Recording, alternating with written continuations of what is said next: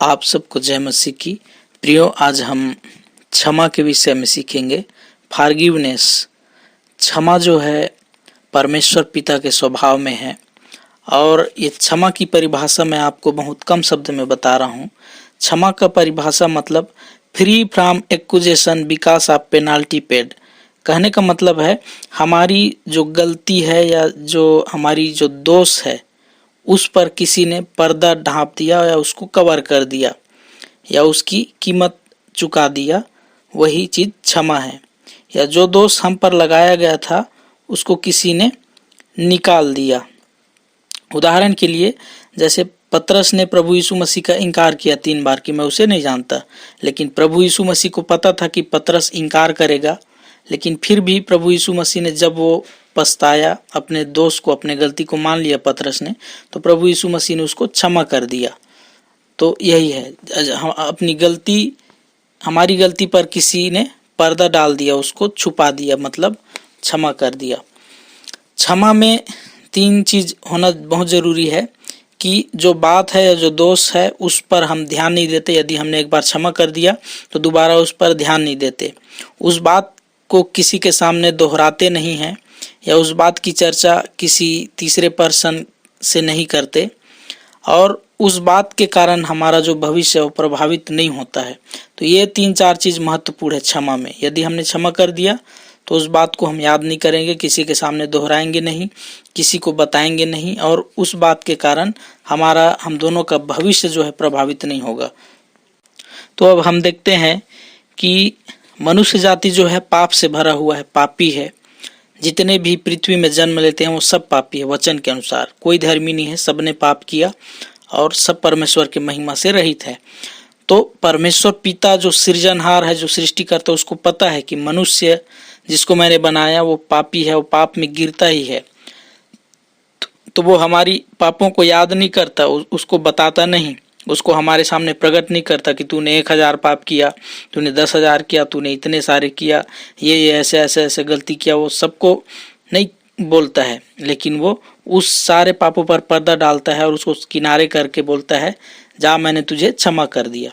लेकिन उसके लिए किसी ने कीमत चुकाया, उसके लिए अपना अनमोल लहू को बहाया है, वो है प्रभु यीशु मसीह। प्रभु यीशु मसीह ने कीमत चुकाया क्रूस पर, इसलिए मनुष्य जाति के पापों की क्षमा मिलता है। तो बिना कीमत चुकाए, बिना उसका पेनाल्टी दिए कुछ नहीं होता। तो इसीलिए मैंने आपको कहा कि जो है हमारे दोष पर, हमारे जो पाप थे, हमारे अपराध थे, उस पर यीशु मसीह ने अपना क्रूस में उसने कीमत चुकाया है। तो उसके क्रूस के द्वारा हमको क्षमा मिला है। तो जैसे पिता ने हमको क्षमा किया है, वैसे पिता भी चाहता है कि हम भी एक दूसरे मनुष्य को, अपने परिवार के लोगों को, अपने रिश्तेदारों को, अपने बैरियों तक को भी क्षमा करें, क्योंकि प्रभु यीशु मसीह ने अपने बैरियों से प्रेम करके दिखाया, उनको क्षमा करके दिखाया। उसके पास अधिकार है और वही अधिकार मनुष्य जाति को दिया है कि जिसके अपराध तुम क्षमा करोगे तो तुम्हारा भी क्षमा होगा। तो इसी क्षमा के विषय में, इसी फॉरगिवनेस के विषय में बहुत सी बातों को हम सीखेंगे। अब बाइबिल में एक दृष्टांत है कि किसी ने अपने दास का, उसका कर्ज को माफ किया और उसके दास निकलकर अपने दास को देखता है जो उससे थोड़ा सा कर्ज लिया था, तो उसके साथ उसने बुरा बर्ताव किया।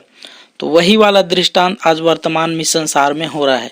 परमेश्वर ने हमारे जो इतने सारे पाप थे, जिसको हम गिन नहीं सकते, जिसको हम नाप नहीं, तौल नहीं सकते, इतने सारे पाप थे, उसको परमेश्वर पिता ने हमको क्षमा किया और बोला कि पृथ्वी में जो तुम्हारे भाई बंधु लोग हैं वो छोटे छोटे गलती करते हैं, तो उसको आप क्षमा करो करके हमको बोला गया है। और हम लोग जो है एक दूसरे को क्षमा नहीं कर पाते और एक दूसरे के लिए हम लोग बड़ी जलन, बड़ी कड़वाहट और बहुत सारी बातों को अपने हृदय में भर कर रखे रहते हैं, और वो धीरे धीरे हमारे हृदय में एक प्राण बंधन बन जाता है और वो एक मजबूत गढ़, मजबूत किला की तरह वो हमारे प्राण में बंध जाता है, जिसके कारण एक मनुष्य जो है पूरी रीति से परमेश्वर में और परमेश्वर की आशीषों का उपयोग नहीं कर पाता, क्योंकि उसका जीवन बहुत निराशा में, हताशा में, अकेलापन में, उदासी में, कड़वाहट में, जलन में, ईर्ष्या में, दोष, इसी सारी चीज़ों में चला जाता है। क्योंकि जब भी वो सामने वाले को देखता है तो उसको बदले की भावना याद आता है कि इस व्यक्ति ने मेरे साथ ऐसा ऐसा किया था, इस व्यक्ति ने मेरे साथ ऐसा ऐसा किया था, मैं कैसे इसको माफ़ कर दूं, कैसे इसको क्षमा कर दूं, मैं मर जाऊंगा लेकिन इसको क्षमा नहीं करूं। बहुत सारे लोग तो पता नहीं क्या क्या दूसरे व्यक्ति के बारे में अपने मन में, हृदय में बना करके रखते हैं। आज मनुष्य जाति जो है अपने सामने वाले से अपेक्षा रखता है कि वो झुके, वो क्षमा मांगे, है ना। आज हमको माफ़ी मांगना, सॉरी बोलना या क्षमा मांगना बहुत सरल है, लेकिन दूसरे व्यक्ति को क्षमा करना बहुत कठिन है, क्योंकि हम झुकना नहीं चाहते। हम जो है दूसरे पर दोष लगाते हैं कि इसके कारण तो मेरे जीवन में ऐसा हुआ था, इसने ऐसा कर दिया इसलिए ऐसा हुआ। हम अपनी गलती नहीं स्वीकारते, परंतु हम हमेशा दूसरों पर उंगली उठाते हैं, और इसी कारण हम लोग जो है क्षमा नहीं मांग पाते। मेरे प्रियो, वचन में लिखा है कि मनुष्य की अपराध हमको क्षमा करना है, तब स्वर्गीय पिता से हमको क्षमा मिलेगा। क्योंकि क्षमा नहीं करने के कारण बहुत सारी चीज़ें जो हैं रुक जाती है। ये क्षमा नहीं करना ही सबसे बड़ी जीवन में रुकावट है। इसको हम यदि समझ गए तो हमारा जीवन जो है सक्सेस हो जाएगा, सफल हो जाएगा। चेले लोगों ने यीशु मसीह से पूछा कि मेरा भाई यदि मेरे प्रति अपराध करे तो मैं कितने बार क्षमा करूं? तो प्रभु ने कहा 7 के 70 गुना, मतलब अनंत। जब जब वो गलती करे यदि पछताता है तो हमको क्षमा करना है। एक जगह वचन में मरकुस में लिखा हुआ है। हो सकता है हमने कई लोगों पर दोष लगाया, कई लोगों को बुरा भला कहा, कई लोगों पर हमने उंगलियां उठाई, कई लोगों पर संदेह किया। हो सकता है हम अच्छे प्रार्थना करते हों, अच्छे गीत गाते हों, वर्शिप करते हों, या हो सकता है हम कोई अच्छे अगुआ हों, लीडर हों। हो सकता है हम अभिषिक्त भी हो सकते हैं, या कई अभिषिक्तों पर हमने दोष लगाया, उनके ऊपर उनका मजाक उड़ाया, बहुत सी बातें कही। लेकिन प्रियो, हमको क्षमा मांगना है। सबसे पहले अपने आप को क्षमा करना है, दूसरों से क्षमा मांगना है, और एक दूसरों को भी क्षमा करना है। क्योंकि जब तक हम लोग क्षमा नहीं करेंगे तब तक आशीषें रुकी हुई है, ब्लॉकेज है, वो ब्लॉकेज खुल नहीं पाएगा। और क्षमा नहीं करने से मनुष्य के जीवन में बहुत सारे ऐसे ऐसे गंभीर रोग और गंभीर बीमारियां आ जाती है, जो न कोई वैद्य, न डॉक्टर, न कोई आयुर्वेद, न योगा, न दवाई कुछ ठीक नहीं कर सकता। लेकिन यदि हम क्षमा करते हैं तो उस असाध्य बीमारी से, उस रोग से हम आज़ाद हो जाते हैं। तो वचन में लिखा है मन का आनंद अच्छी औषधि है। वही है मेरे प्रियो, यदि मन आनंदित है तो जीवन भी, शरीर भी स्वस्थ और भला चंगा आनंदित रहेगा। यदि मन में अशांति है, मन में क्षमा नहीं किए हैं, बहुत सारे चीज़ों को भर के रखे हैं, अंदर अंदर कुंठित हो रहे हैं, तो बहुत सी चीज़ें जो नहीं होना चाहिए वो भी जीवन में होने लगती है। हमको अपने भाई को, अपने पड़ोसी को, अपने दुश्मनों को, जो भी है जो हमारे प्रति कुछ गलत किया, उसको दिल से क्षमा करना है। वचन में लिखा हुआ है मत्ती 18 और उसके 35 में, हमको अपने भाई बहनों को क्षमा करना है। यदि हम जिसको हमको क्षमा करना है उसको हमने क्षमा नहीं किया तो उसके प्रति हमारे मन में कड़वाहट रहेगा, गुस्सा रहेगा। जब जब उसको देखेंगे तो हमारे अंदर एक भावना उत्पन्न होगी, और वो हमारे मन में वो व्यक्ति का छवि जो है बना रहेगा, और जब भी हम बैठेंगे तो उसका चेहरा हमारे मन में, अंतरात्मा में आएगा। हम उसको सोचकर, उसको देखकर हम लोग जो है अंदर अंदर कई चीज़ उसके लिए मन में पनपेगा। उसको जब भी हम सामने देखेंगे तो कुड़कुड़ाएंगे, उसके साथ कोई मेल जोल रखना नहीं चाहेंगे, क्योंकि हमने उसको क्षमा नहीं किया है।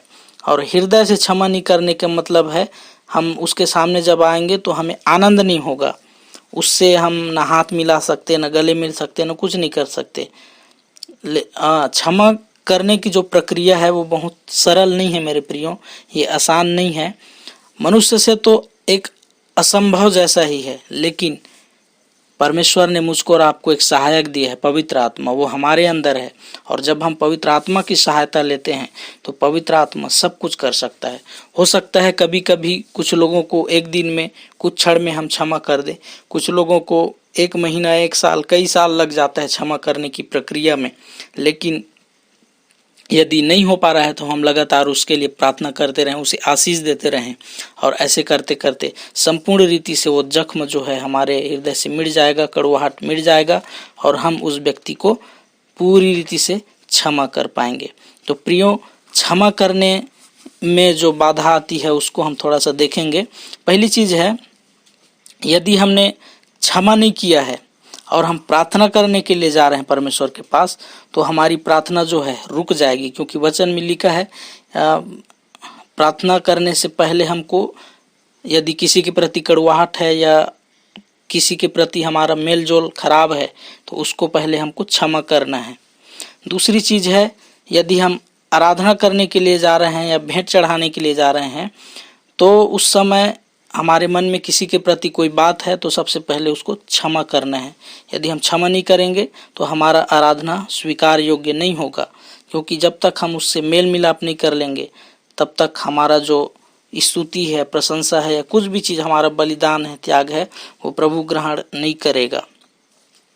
तीसरी चीज़ है, यदि हमको पिता के प्रतिज्ञाओं का आनंद उठाना है, उसका लाभ लेना है, तो हमको दूसरों को क्षमा करना होगा। जब तक हम क्षमा नहीं करेंगे तब तक हम उसकी प्रतिज्ञाओं का लाभ नहीं ले सकते। और बहुत बार हमने अपने आप को भी कोसा कि मैं ऐसा क्यों हूँ, ऐसा क्यों हूँ, ये है वो है, कई चीज़ों को लेकर हम अपने आप को दोष लगाया, कोसा, गाली दिया, अपने आप पर हमने उल्टा सीधा बोला, कुड़कुड़ाया, मारना चाहा, आत्महत्या करना चाहा, बहुत सी चीज़ें हैं। तो उसके लिए भी हमको क्षमा करना है। कई बार हमने अपने स्वर्गीय पिता को दोष लगाया कि परमेश्वर ने मुझे ऐसा कर दिया इसलिए ऐसा हो गया, उस पर कुड़कुड़ाया, बड़बड़ाया, उसको हमने गलती ठहराया, दोषी लगाया, इसलिए उसके लिए भी हमको क्षमा मांगना है। और दूसरों को भी हमको क्षमा करना है, अपने नज़दीकी रिश्तेदारों को, अपने माता पिता को, अपने जो भी रिश्तेदार हैं उनको, अपने देश के नेताओं को, मंत्रियों को। हाँ, कई बार उनके लिए हम कुड़कुड़ाते हैं, महंगाई बढ़ा दिया, ऐसा कर दिया, कई दुश्मन, शत्रु, बैरी और बहुत से लोगों के लिए हमको क्षमा करना है। हालांकि वो हमें क्षमा करे या ना करे, लेकिन हमको क्षमा करना है, क्योंकि जब हम क्षमा करेंगे तो हमारा हृदय साफ होगा, हमको आशीष मिलेगी।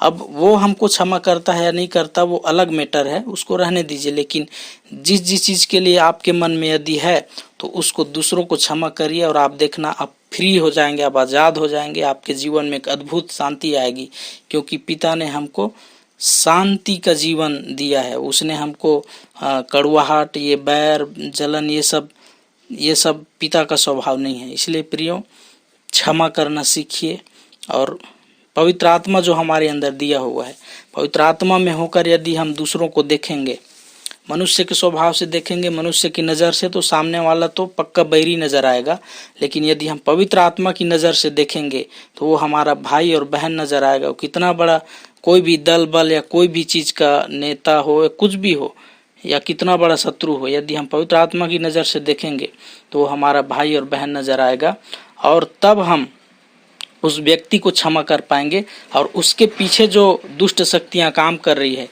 उसके साथ हम आत्मा में लड़ाई करेंगे और पवित्र आत्मा में हम उससे प्रेम करेंगे, वो व्यक्ति से।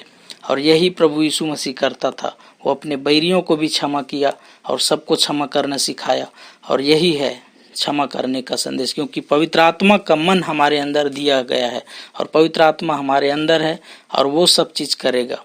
तो मेरे प्रियो, पवित्र आत्मा को काम करने का अवसर दीजिए, दूसरों को क्षमा करिए, अच्छा रहिए, भला स्वस्थ रहिए। क्षमा करना ही उत्तम औषधि है। प्रभु इस वचन के द्वारा आप सबों को आशीष दे। आमीन।